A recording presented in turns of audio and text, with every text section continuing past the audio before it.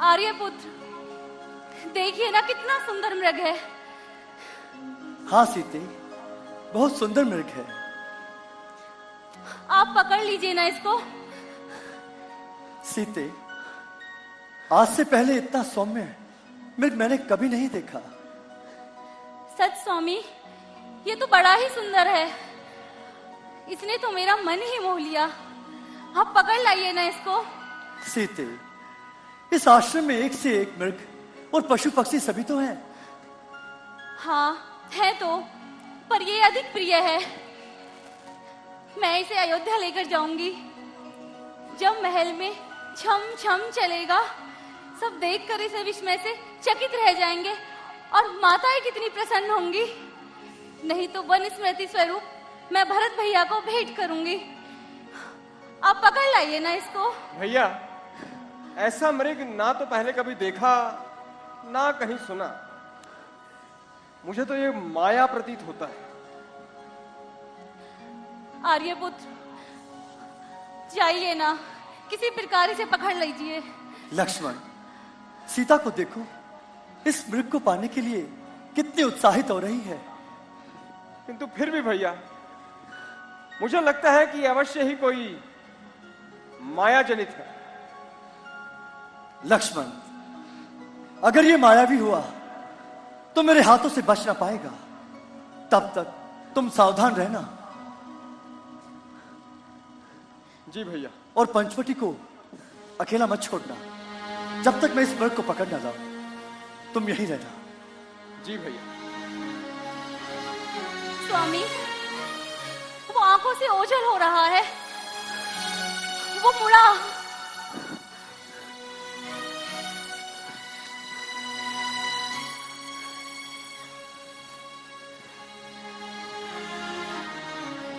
वो जा रहा है स्वामी।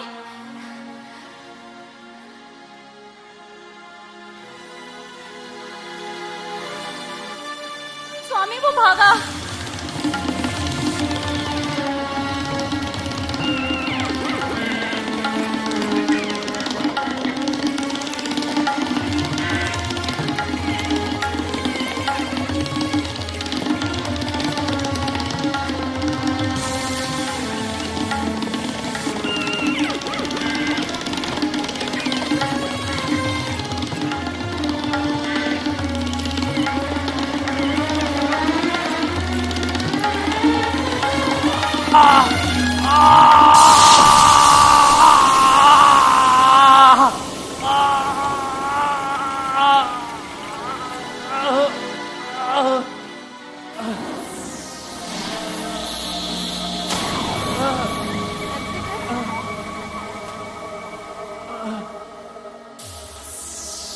रावण,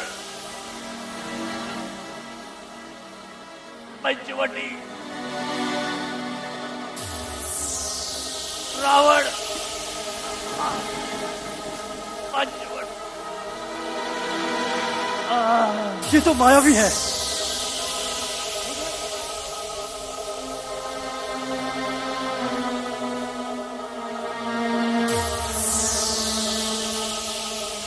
भैया लक्ष्मण, बचाओ! भैया लक्ष्मण, मेरी जान बचाओ! भैया लक्ष्मण, मेरी सहायता करो! जल्दी आओ! मेरे प्राण बचाओ! भैया लक्ष्मण!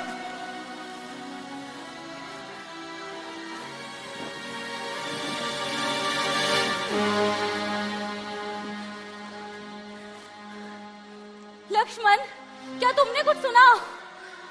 भैया लक्ष्मण, क्या तुमने कुछ सुना? सुन रहा हूं भाभी माँ, किंतु ये भैया का स्वर नहीं है। ये अवश्य ही कोई राक्षसी साज है। नहीं नहीं लक्ष्मण, ये तो तुम्हारे भैया का ही स्वर है। उन पर अवश्य ही कोई संकट आया है। तुम भैया लक्ष्मण, मेरे प्राण बचाओ! मेरी सहायता करो! तुम शीघ्र जाओ लक्ष्मण। ऐसा कुछ नहीं है भाभी माँ, आप कुछ तो विचारिए। तो क्या तुम अपने भाई के संकटों में भी काम ना आओगे? संकट? त्रिलोकीनाथ पर संकट, सकल संसार के संकट जो क्षण में दूर करते हैं, पड़ेगा कष्ट क्या उन पर जो सबके कष्ट हरते हैं। मां, आपको भय करने की कोई आवश्यकता नहीं है। इस संसार में ऐसा कोई है भला जो भैया का अहित कर सके? तो क्या तू जाना नहीं चाहता जो इस प्रकार उल्टी सीधी बातें बनाता है? मां, मैं जाने को तैयार हूं, किंतु भैया की आज्ञा के आगे लाचार हूं। किंतु लक्ष्मण, मेरी दाहिनी आंख फड़क रही है। नेत्रों के सामने मानो बिजली सी तड़क रही है। नहीं, शगुन अच्छे नहीं है भैया। तुम शीघ्र चले जाओ। तुम जाओ लक्ष्मण। किंतु माता, मैं तुम्हें आज्ञा देती हूँ लक्ष्मण। तुम इसी समय पंचवटी छोड़कर मृग वाली दिशा में चले जाओ। और आपको यहाँ अकेला छोड़ दूं? हाँ, छोड़ दो। किंतु माता, यदि कुछ हो गया तो? ये अधिक बातें करने का समय नहीं है लक्ष्मण। वार्तालाप तो फिर भी होते रहेंगे। तुम इस समय शीघ्र चले जाओ भैया, जाओ। मुझे क्षमा कीजिए माता, आज ये लक्ष्मण आपकी आज्ञा का उल्लंघन करता है। इस ढीठ लक्ष्मण को क्षमा कर दीजिए। ओह, समझी, मैं अब समझी तेरे कहने का भाव। कपटी लक्ष्मण, मैं अब सब समझी। तूने अवश्य ही पाप का संकल्प किया है और मुझे अपनी बनाने के लिए ही अयोध्या से हमारे साथ यहाँ आया है। मातेश्वरी!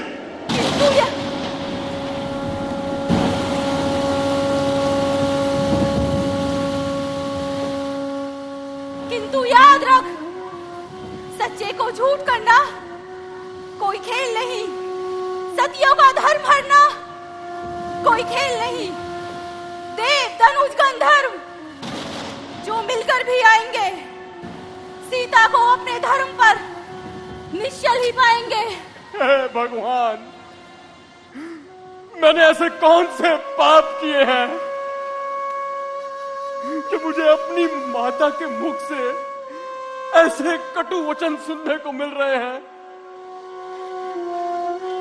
बस रहने दे। क्यों बातें बनाता है? पाप का चिंतन करते हुए तनिक भी नहीं लजाता है। पाप है अवश्य ही दिल में तेरे, और तू सोचता है घात की। मेरे फुसलाने को बस मीठी रसीली बात की। हाय कपटी लक्ष्मण, मुझे क्या पता था कि तू वनों में आकर इस प्रकार विश्वासघात करेगा। भाई का सेवक बनकर अपनी भाभी के साथ ही दावघात करेगा। बस माता, बस, अब और नहीं सुना जाता। आप मुझ पर लांछन लगाए, ये नहीं सुना जाता। ठीक है माता, अब आपकी हट के आगे सर नवाता हूं और भैया की आज्ञा तोड़ता हूं। हे पवन देव, साक्षी हो तुम। हे पक्षीगणों, गवाह तुम्ही मेरी इस धर्म की नैया के। हे सूर्यदेव, मल्लाह तुम्ही, मैं आज्ञा पालन करता हूं। बस इतना है संतोष मुझे। रघुराई यदि उलाहना दे तो कह देना निर्दोष मुझे।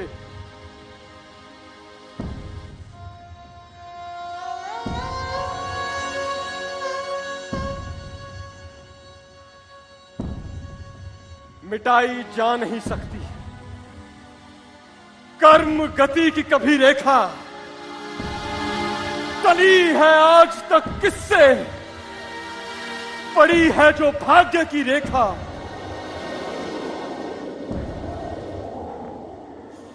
माता,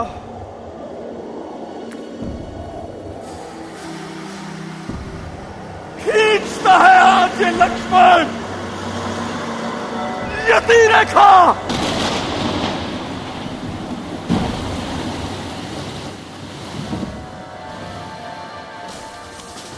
मां, आप सावधान होकर रहना।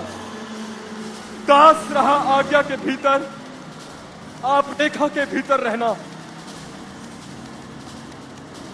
इस रेखा का उल्लंघन कर जो भी पर्णकुटी में आएगा, है आन उसे लक्ष्मण की तत्काल भस्म हो जाएगा।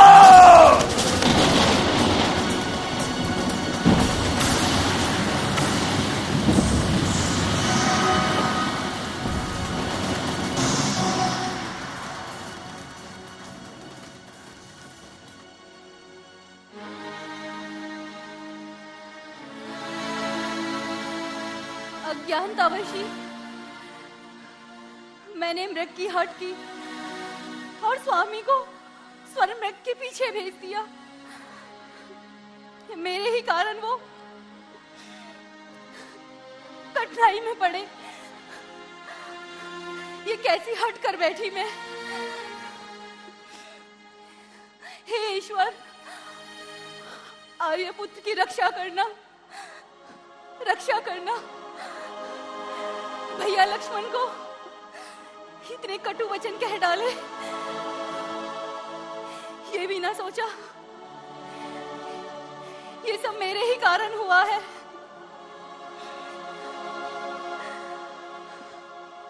स्वामी,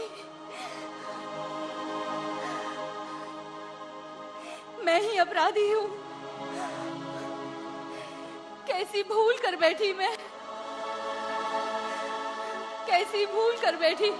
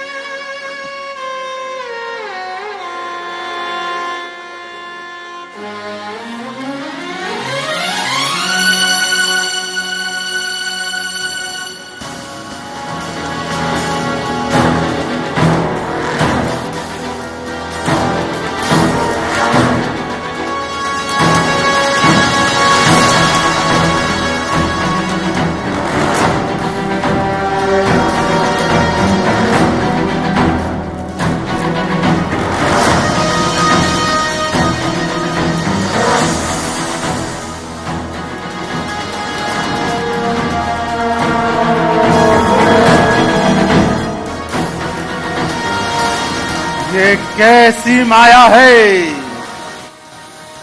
कैसी माया। शंभू, शंभू, लक्ष्मण यति रेखा। यदि इस रेखा का उल्लंघन करता हूं तो होता है प्राण हरण मेरा। जब होता है प्राण हरण मेरा तो कैसा सीता हरण मेरा। परंतु सीता का हरण आज ही होगा, कल से नहीं तो छल से।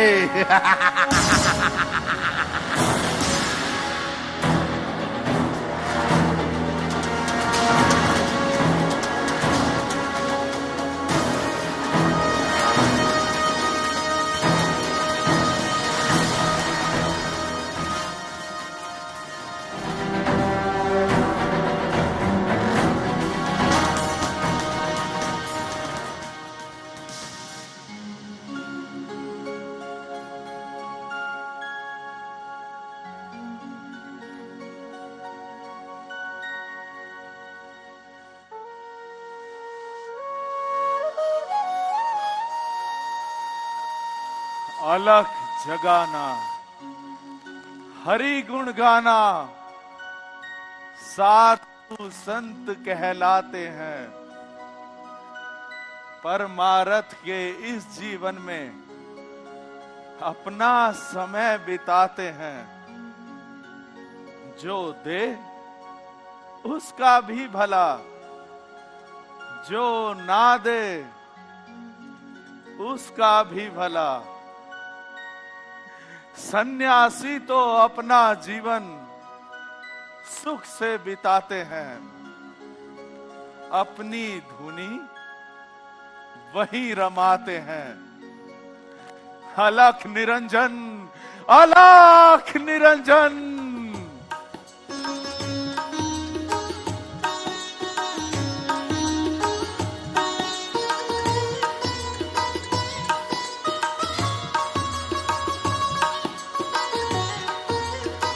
भिक्षाम देहि।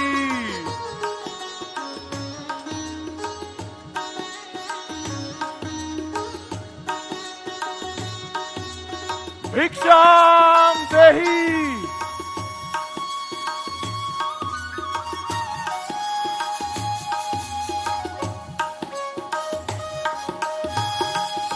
भिक्षाम देहि।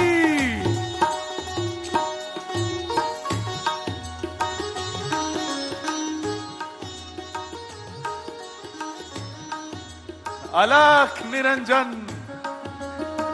तुम्हारा दिन शुभ हो देवी। प्रणाम मुनिवर। प्रणाम। आप कौन हैं और कहां से आपका आगमन हुआ? तपस्वी संत जनों का क्या नाम और क्या ठिकाना। देवी, तुम्हारा दिन शुभ हो। तुम तो देखने में किसी राजघराने की कन्या दिखती हो, तो फिर इस घने वन में अकेली कैसे? मुनिवर, मैं विधेयराज मिथिला अधिपति जनक की पुत्री सीता हूँ। सीता? हाँ मुनिवर, सीता। मेरे पिता ने विवाह के लिए एक शर्त रखी थी। जो शिव धनुष पर प्रत्यंचा चढ़ाएगा उसी के साथ मेरा विवाह करेंगे। फिर?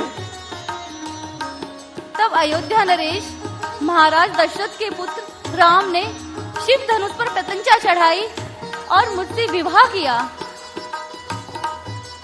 अद्भुत, सुंदर, बहुत ही रोचक प्रसंग है तुम्हारे विवाह का देवी। ऐसे प्रसंग सुनना मुझे बहुत अच्छा लगता है। आपको सुनकर अच्छा लगा? हाँ, बहुत अच्छा लगा। यदि तुम्हारे बारे में विस्तार से कोई और कथा भी हो तो वो भी कह डालो।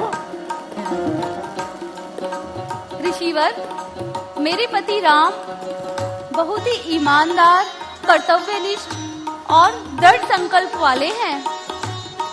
किंतु देवी, इस वन में आने का कारण तो रह ही गया, उसके बारे में बतलाओ। हाँ हाँ मुनिवर, माता कैकेयी ने पिता महाराज दशरथ से बड़ी ही चालाकी से 2 वर मांग लिए, जिसमें मेरे पति राम को 14 वर्षों के लिए कठिन वनवास मांग लिया।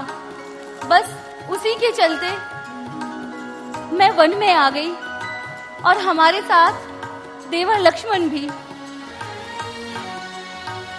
तुम तो पतिव्रता धर्म का पालन करने वाली एक धर्म से जुड़ी हुई नारी हो।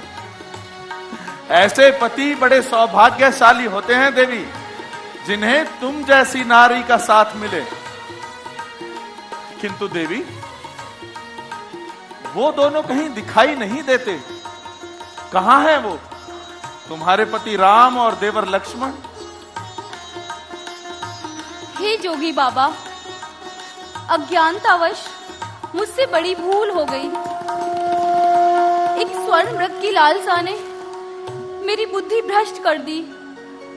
मैंने अपने पति को स्वर्ण मृग लाने के लिए उसके पीछे भेज दिया, और जब वो ना लौटे तो अपने देवर लक्ष्मण को भी। किंतु अब मुझे संदेह हो रहा है, कहीं वो हिरण के वेश में कोई दुष्ट राक्षस तो नहीं। हाँ, संभव है कि वो कोई भयानक राक्षस हो। यदि वो हिरण राक्षस हुआ तो वो तुम्हारे पति को घने जंगलों में ले जाएगा, भीतर कहीं अंदर वनों में। और वैसे भी देवी, राक्षस बहुत ही धूर्त और चालाक होते हैं। ये तो बहुत बुरा हुआ। किंतु मुनिवर, मेरे पति राम ने बड़े बड़े भयानक राक्षसों का वध किया है। उन्होंने बलशाली राक्षसों का अपने बाणों से संहार किया है। उन्हें कुछ नहीं होगा। मुझे बड़ी प्रसन्नता होती यदि मैं उस गौरवशाली वीर साहसी शत्रुओं का संहार करने वाले योद्धा राम से मिल पाता। किंतु देवी, आज रात्रि से पहले ही मुझे निकटतम पवित्र गुफा में पहुंचना है। इस कारणवश मैं रुक नहीं सकता। ऋषिवर, मेरे पति आते ही होंगे। आप तब तक वृक्ष की छाया में विश्राम कीजिए। देवर लक्ष्मण आपके लिए फल अल्पाहार ले आएंगे और रघुकुल नंदन आपका जल से अभिषेक करेंगे। तब तक मैं भोजन का प्रबंध करती हूँ, जो आपके गुफा तक पहुंचने के लिए पर्याप्त होगा। नहीं देवी, जब से मैंने दीक्षा ली है मैं स्त्रियों से दूरी बनाकर रहता हूं। और अब मुझे लगता है कि मैंने तुम्हारे साथ अधिक समय बिता लिया है, जो मेरे सदाचार पर दुष्प्रभाव डाल सकता है। इसीलिए अब मुझे यहां से चलना होगा।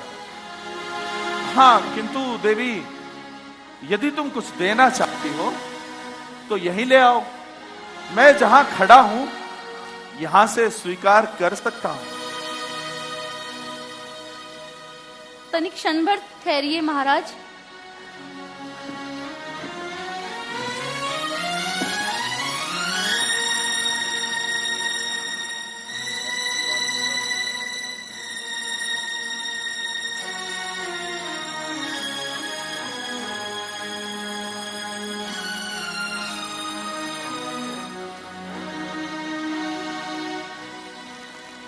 लीजिए मुनिवर, आप तनिक निकट आकर सामग्री ग्रहण करें।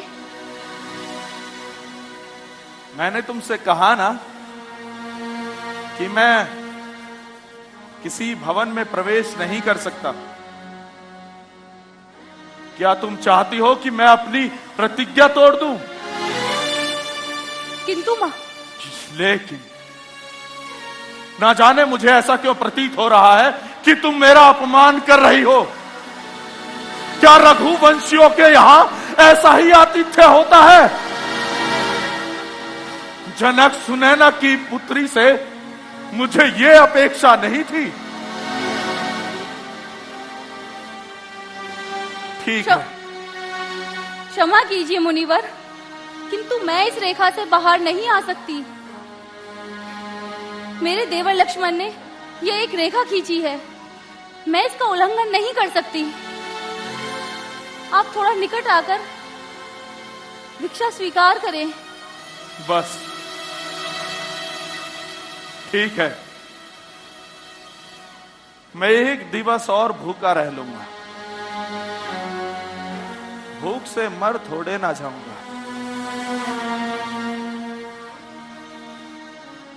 क्या करूं? देवर लक्ष्मण की बात ना मानूं या फिर द्वार पर आए अतिथि साधु को भिक्षा ना दूं? क्या मैं लक्ष्मण का वचन तोड़ दूं?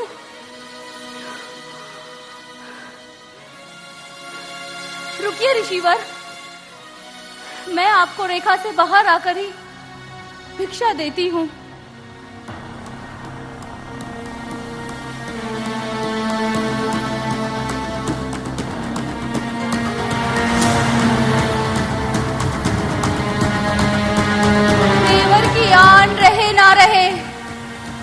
रखती हूँ धर्म गृहस्थी का। मैं इस रेखा का ध्यान छोड़ करती हूँ कर्म गृहस्थी का।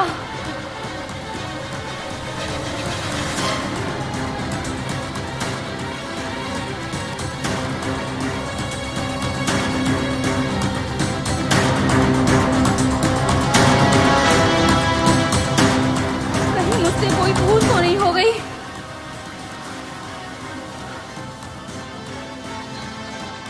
आओ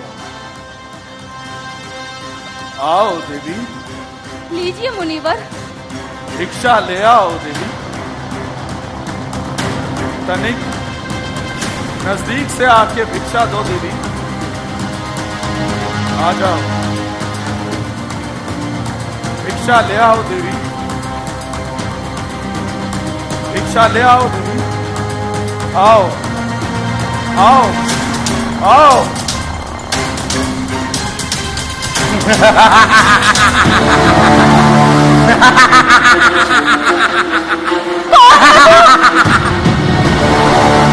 कुबेर वरुण पवन अंकाला जाके बस है सब दिक्पाला।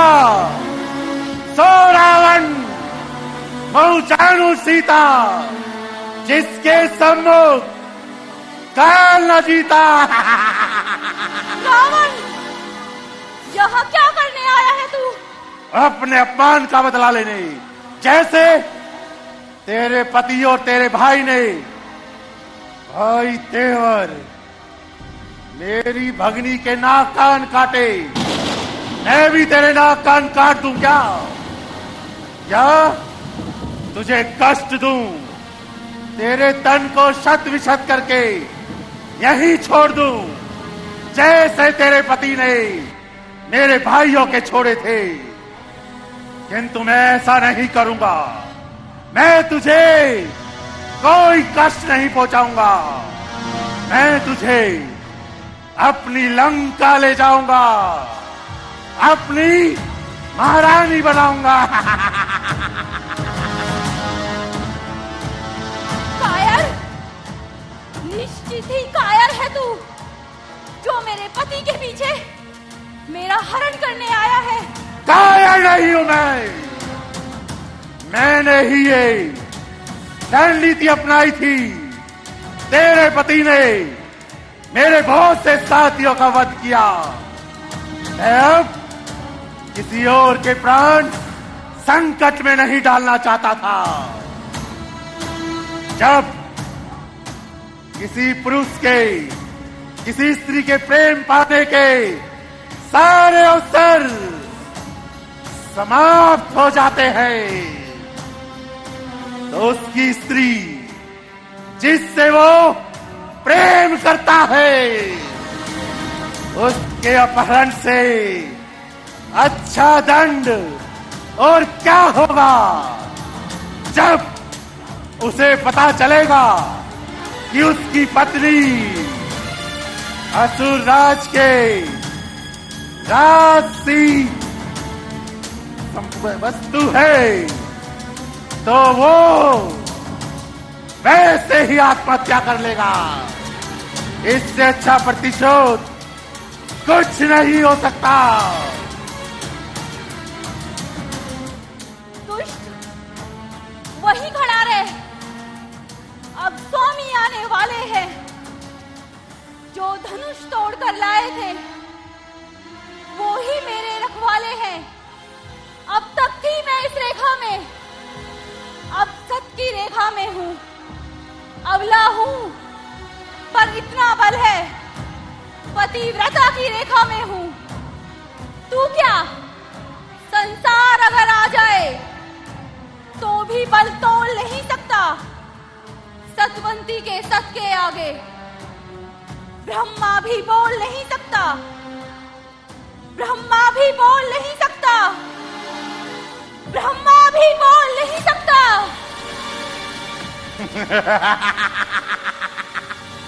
ब्रह्मा भी बोल नहीं सकता। सुनो जनिस्थान में रहने वाले तपस्वियों, मैंने अपनी भगनी का प्रतिशोध ले लिया है। अगर किसी में सामर्थ्य हो तो आकर मुझे रोक ले।